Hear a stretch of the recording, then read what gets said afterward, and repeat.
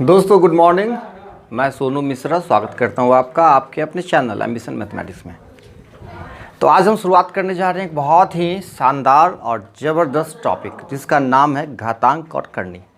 बहुत सारे बच्चे मैसेज कर चुके हैं कि सर घातांक और करनी जितनी जल्दी हो सके शुरुआत कर दीजिए, क्योंकि एनटीपीसी का मेरा एग्ज़ाम है। जल्द से जल्द क्वेश्चन लगाना है हमको, बहुत सारा क्वेश्चन लगाना है। तकलीफ़ हो रही है घातांक और करनी में। तो चलिए माय डियर, आज से स्टार्ट करते हैं घातांक और करनी। लेकिन एक बात मैं आपको बता दूं, किसी भी वीडियो को मिस मत करिएगा, किसी भी कॉन्सेप्ट को मिस मत करिएगा, नहीं तो फिर तैयारी अधूरी रह जाएगी। बस एक बात है, आप मेरी बात मान लीजिएगा।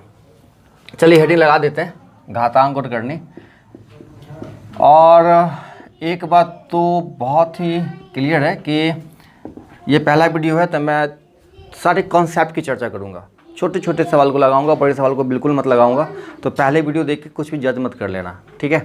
क्योंकि मेरा ये आदत रहा है शुरू से ही कि मैं पहले सारे कॉन्सेप्ट की बात करता हूँ, छोटे छोटे सवालों को लगाता हूँ, फिर आगे वीडियो बढ़ते जाते हैं और अच्छे अच्छे सवालों की चर्चा होती है। तो चलिए पहले कॉन्सेप्ट समझिए।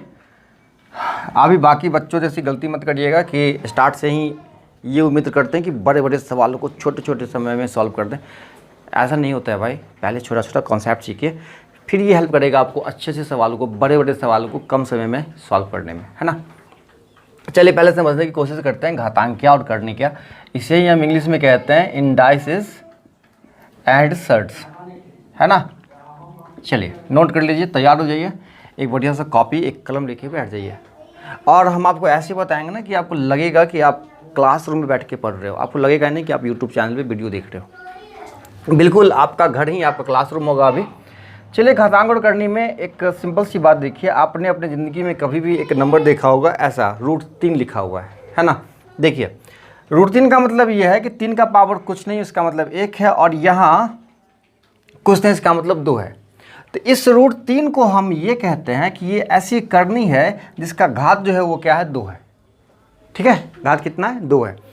अब इन चीज़ों को फिर से समझिए। अगर मैंने कोई एक नंबर लिखा 6 और इसके घात में लिख दिया 4, तो मैं ये कहूँगा कि ये ऐसी करनी है जिसका घात जो है वो कितना है, 4 है ना?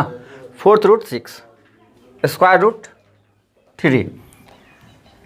अगर ये 3 है और ये 9 है, इसका मतलब ये ऐसी करनी है जिसका घात जो है वो कितना है, 3 है ना? ³ √9।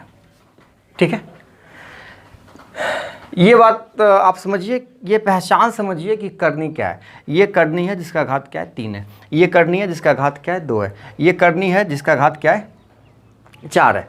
4 घात वाली करनी, 3 घात वाली करनी, 2 घात वाली करनी। अब देखिए, अब मेन मुद्दे की बात करते हैं। फार्मूले कैसे कैसे बनते हैं और कैसे कैसे छोटे छोटे सवाल आते हैं। अब मैं आपको एक बात समझाना चाहता हूँ। जैसे कि आपने लिखा √4, ठीक है, √4 लिखा।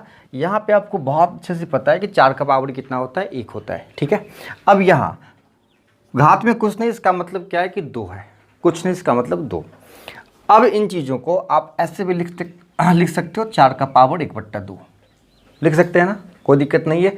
ये भी 4 का स्क्वायर रूट है और ये भी 4 का स्क्वायर रूट है। दोनों तरफ से अगर हम आंसर निकालते हैं तो 2 ही आएगा। अब देखिए, तो यहाँ से एक फॉर्मूला निकल के सामने आता है कि अगर कोई संख्या x है और उसका पावर m है और घात में कितना है, n है। इसका साफ मतलब ये होता है कि आप इन चीज़ों को ऐसे लिख सकते हो, x का पावर कितना, m/n, है ना? ये फॉर्मूला निकल के सामने आता है। तो अब देखिए, ये जो चीज़ें हैं ना, यही करनी का रूप है और ये जो है ना वो घातांक का रूप है। बस बहुत ही बेसिक बात है, आप समझिए। ये करनी का रूप है और ये घातांक का रूप है। अब मैं आपको एक छोटा सा एग्जांपल लेके बताना चाहूँगा। जैसे मान लो 625 का पावर 3 है और इसका घात जो है वो 4 है ना? अब देखिए, इन चीज़ों को सॉल्व करने के लिए क्या करते हैं, आपका सवाल ऐसा है कि बराबर वाट। बिल्कुल कंफ्यूज नहीं होना है, आपको ध्यान रखना है। ये करनी के रूप में, निश्चित रूप से ऐसा रूप है। आपको क्या करना है, घातांक के रूप में इसको लेके आना है। किस रूप में लेके आना है, घातांक के रूप में। तो घातांक के रूप में जैसे ही लाएंगे तो 625 बाहर आना वाला है। अब 625 जैसे ही बाहर आ जाएगा तो पावर m/n, तो m की जगह कौन है भैया, 3, और बट्टा n की जगह कौन है, 4। अब आप पहली बात ही जानते हो कि 625 को हम लिख सकते हैं 5 का पावर 4। कितना लिख सकते हैं, 5 का पावर 4। तो आप यहाँ दे दो 5 का पावर 4 और पावर में 3/4 है ही, 4 4 कैंसिल, तो 5 का पावर 3 जो होगा वो कितना होगा, 125। ये छोटा सा आपका आंसर है ना। तो घातांक करनी को मैंने क्या किया, घातांक के रूप में बदल दिया और आंसर आपके सामने है। नोट करते रहिए, ठीक है, स्क्रीनशॉट ले लीजिए। चलिए अब थोड़ा सा और भी छोटे कॉन्सेप्ट की हम बात करते हैं। जैसे मान लो लिखा हुआ है 32 और घात में कितना है 2 है, घात में कितना 2। तो आप भली भांति जानते हो कि 32 का क्या करना है, आपको वर्गमूल निकालना है। 32 का क्या करना है, वर्गमूल निकालना है। बचपन से ये सारी बातें आप समझ के आ रहे हो। अब 32 का वर्गमूल कैसे निकालना है, 32 का फैक्टर करना है। आपने गुणनखंड तरीके से वर्गमूल निकालना पढ़ा है। 2 गुना 2 गुना 2 गुना 2 गुना 2, 2 दूना 4 दूना 8 दूना 16 दूना 32। अब मुझे एक बात बताओ, आपने बचपन ये सीखा है कि अगर यहाँ पे घात में कितना है 2 है, वर्गमूल निकालना है, तो जो संख्या 2 बार मिल जाती है एक बार उसे बाहर निकाल देते हैं। तो 2 बार मिल गया तो एक बार बाहर निकाल दिए, 2 बार मिल गया तो फिर से एक बार बाहर निकाल दिए, और अंदर में कितना बच गया, √2। कितना हो गया, 4√2। ये हो गया आपका आंसर, है ना। क्लियर है। अब देखिए यहीं पे अगर आपका सवाल ऐसा होता 32 और घात में 3, तब इसका आंसर कितना होता है। ये छोटा सा सवाल है। देखिए तो इसका भी आंसर आप इसी तरह निकालते हैं। घात में कितना है 3 है, 32 का फैक्टर करेंगे 2 गुना 2 गुना 2 गुना 2 गुना 2। अब देखिए यहाँ पे क्या है, ये घात डिसाइड करेगा कि जो संख्या जितनी बार लिखी हुई है और उसमें से एक बार बाहर करना है। जैसे यहाँ पे 3 है तो जो संख्या 3 बार लिखी हुई है ना, उसमें क्या करना है, एक संख्या को बाहर कर देना है। तो अगर 2 3 बार लिखा हुआ तो क्या करेंगे, 1 2 बाहर कर देंगे। उसके बाद हमारे पास बचता है 2 गुना 2 कितना, 4। अब देखिए यहाँ पे बच्चे गलती क्या करते हैं, इस घात को भूल जाते हैं। इस घात को नहीं भूलना है। घात में कितना है 3, तो ये 3 आपका यहाँ पे रहेगा। ये कंप्लीट आंसर होगा आपका। कभी कभी बच्चे क्या करते हैं जल्दीबाजी में, ये देखते हैं 2√4, ये लिख के आ जाते हैं ऑप्शन में, ये भी रहता है। तो लेकिन ध्यान रखना है ये आपका आंसर है, घात को नहीं छोड़ना है, ठीक है। अब देखिए इन छोटे से सवाल से कितने बड़े सवाल को आप सॉल्व कर सकते हैं, मिटा दें। चलिए अब देखो, जैसे आपके क्वेश्चन में बिल्कुल यही चीज़ें हैं, 2³ √4 बराबर व्हाट। अब बच्चे कंफ्यूज हैं कि अब ये कौन सा सवाल है भाई, इसको कैसे सॉल्व करना है। तो इसको ऐसे ही सॉल्व करना है जैसे अभी मैंने आपको बताया। देखो घात में कितना है 3 है, कितना है घात में 3। इसका ये मतलब होता है कि 2 अगर एक बार बाहर निकला है, इसका साफ मतलब है कि ये रूट के अंदर में कितनी बार होगा, 3 बार होगा। इसीलिए क्या है, ये एक बार बाहर निकल के आया है ना। घात में तो 3 है ही, अंदर में पहले से 4 बैठा ही हुआ है। अब आप मुझे बता दो कितना आंसर हो गया, 8 8 चौके 32। ये हो गया आपका आंसर। यहाँ बिल्कुल कंफ्यूज नहीं करना है, ठीक है। चलिए एक बार फिर से आते हैं। जैसे मान लो आपका सवाल है 2 घात में 5 है और ये 2 है बराबर व्हाट, कैसे सॉल्व करना है। ये घात 5 क्या बताता है, क्या बता रहा है, मुझे बता दो क्या बता रहा है। कि इसका मतलब ये हो गया कि ये 2 जो है ना वो रूट के अंदर में कितनी बार है, 5 बार है। तब जाके क्या है, ये एक बार बाहर आ चुका है, तब जाके ये एक बार बाहर आ गया है। तो आप मुझे बता दो कि इसको हम ऐसे लिख सकते हैं, 2 एक बार पहले से है ही और ये 5 बार अंदर जाएगा, 2 का पावर 5 हो जाएगा। अब मुझे बताओ 2 का पावर 5 32 और 32 दूना 64। ये हो गया आपका आंसर, ठीक है।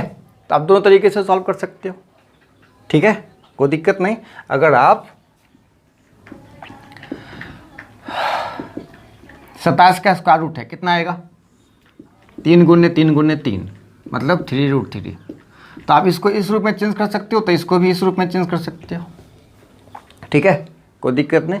किसी भी तरह की दिक्कत हो तो आप मुझे कमेंट करके ज़रूर बताइएगा, है ना। अब चलिए, अब कुछ घातांक के नियम है वो आप नोट कर लीजिए, फिर हम आपको सवाल बताते हैं। घातांक का जो नियम है वो आप देख लो, x का पावर m गुने x का पावर n जो होगा वो क्या होगा, x का पावर m प्लस n। जब ये ध्यान देना है कि x का पावर m लिखा हुआ है, इसका मतलब ये हो गया आपका आधार, ठीक है, और ये हो गया आपका घात पावर, तो जब देखना है कि दोनों का आधार क्या हो, बराबर हो, है ना, पावर अलग अलग हो और दोनों को गुना करना हो, तो कुछ नहीं करना है, केवल पावर को जोड़ देना है। क्या करना है? पावर को जोड़ देना है। दूसरी बात है, x का पावर m जब भाग करना होगा x का पावर n से, तो क्या करना है? पावर को माइनस कर देना है। ठीक है, बहुत ज़्यादा मैं नहीं बताने वाला, क्योंकि बहुत ज़्यादा मुझे भी नहीं आता है।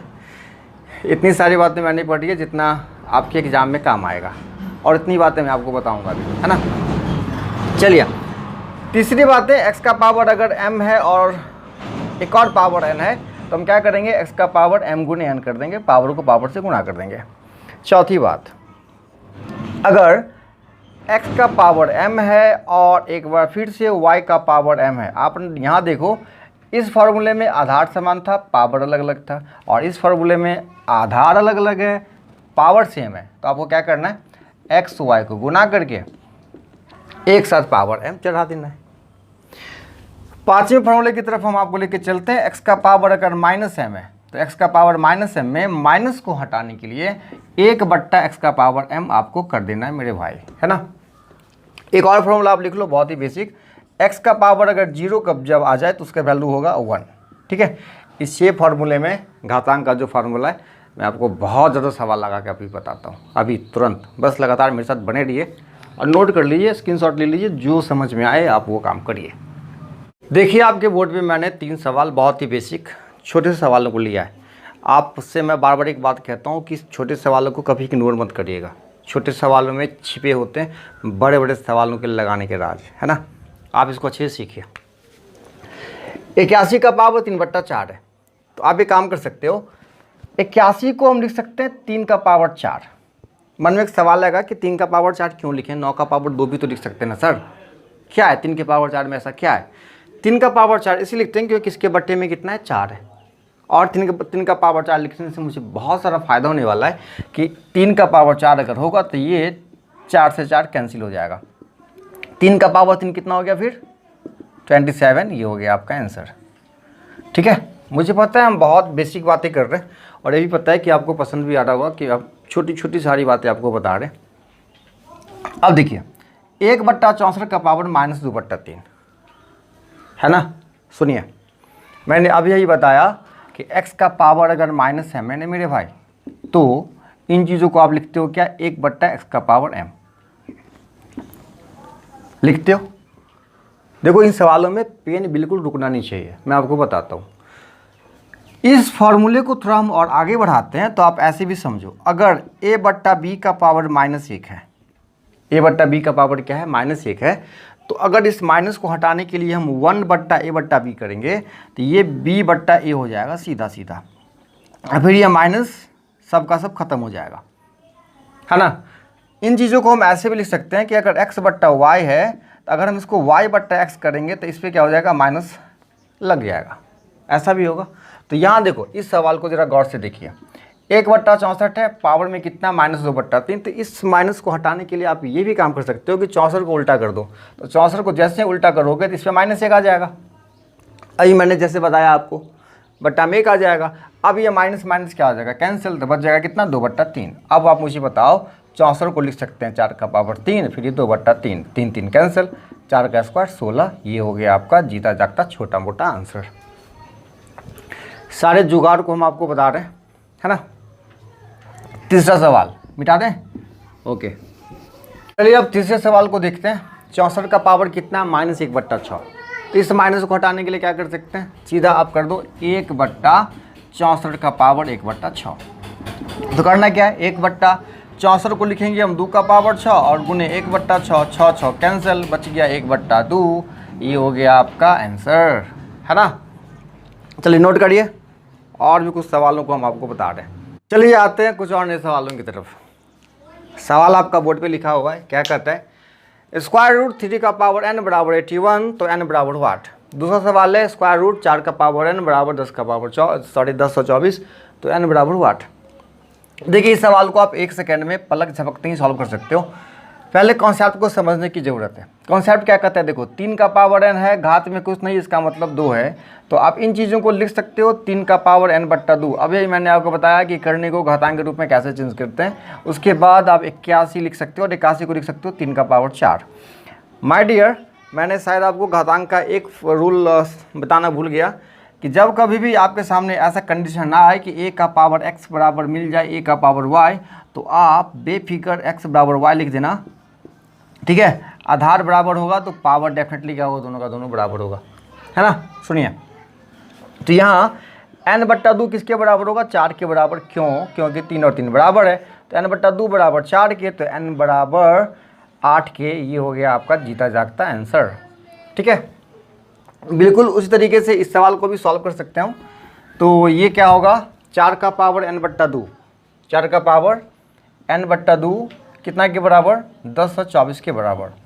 तो 4 का पावर n/2, और थोड़ा सा आपको नॉलेज होना चाहिए कि 10 और 24 को हम लिख सकते हैं 4 का पावर 5। आधार बराबर मिल गया तो n/2 कितना के बराबर, 5 के बराबर, और n कितना के बराबर, 10 के बराबर। ये हो गया आपका आंसर। तो अभी मैंने बोला कि आप इसको 1 सेकंड में सॉल्व कर सकते हो, तो कैसे करते हैं 1 सेकंड में सॉल्व, वो सुनो। आप इसको नोट कर लीजिए, मैं आपको बहुत ही शॉर्टकट इसका बताता हूँ। बस मौखिक मन में सोच के आप इसका आंसर दे सकते हो। सुनो, जैसे 3 का पावर n है और घात में कितना है, 2 है, बराबर में लाना है कितना, 81। मतलब साफ है कि 81 अंदर में 2 बार होगा तब जाके क्या हुआ, ये 1 बार बाहर आया है कि नहीं। मैंने बताया सारा कॉन्सेप्ट। 81 अगर 1 बार बाहर है, इसका मतलब है कि अंदर में कितनी बार होगा, 2। ये घात बता रहा है। तो 1 बार 81 कैसे होगा, 3 का पावर 4 डालेंगे तो 81। 1 बार, मुझे 2 बार चाहिए, तो 3 का पावर 4 डालेंगे तो 1 बार, तो 3 का पावर 8 डालेंगे तो 2 बार, है ना। आ रही बात समझ में। अगर 3 का पावर 4 डालेंगे तो 1 बार 81 आएगा, तो 3 का पावर 8 डालेंगे तो 2 बार 81 आएगा। सपोज करो यहाँ करनी कुछ ऐसा होता है ना, जैसे मान लो यहाँ 3 होता घात में, और 3 का पावर n बराबर होता 27, तब n की वैल्यू क्या होती, 27 अंदर में 3 बार मिल जाएगा ना, तब जाके ये 1 बार बाहर आएगा। क्यों, ये घात बता रहा है। क्लियर है कि नहीं है, ये घात 3 बता रहा है कि 27 अंदर में 3 बार होगा तब जाके ये 1 बार बाहर आएगा। तो 1 बार 27 कब होगा, जब 3 का पावर 3 डालेंगे। 1 बार 27 कब होगा, जब 3 का पावर 3 डालेंगे। तो 3 बार कब होगा, जब 3 का पावर 9 डालेंगे। 3 बराबर 9, ये मौखिक रूप से आप आंसर निकाल सकते हो, है ना। मुझे लगता है कि इस वीडियो में इतना ही रहने देना चाहिए। अगले वीडियो में और भी सवालों की बात करेंगे, फिर धीरे धीरे आहिस्ता आहिस्ता बड़े बड़े सवालों की चर्चा करते जाएंगे, ठीक है। मिलते हैं अगले वीडियो में, तब तक के लिए बाय बाय, सी यू।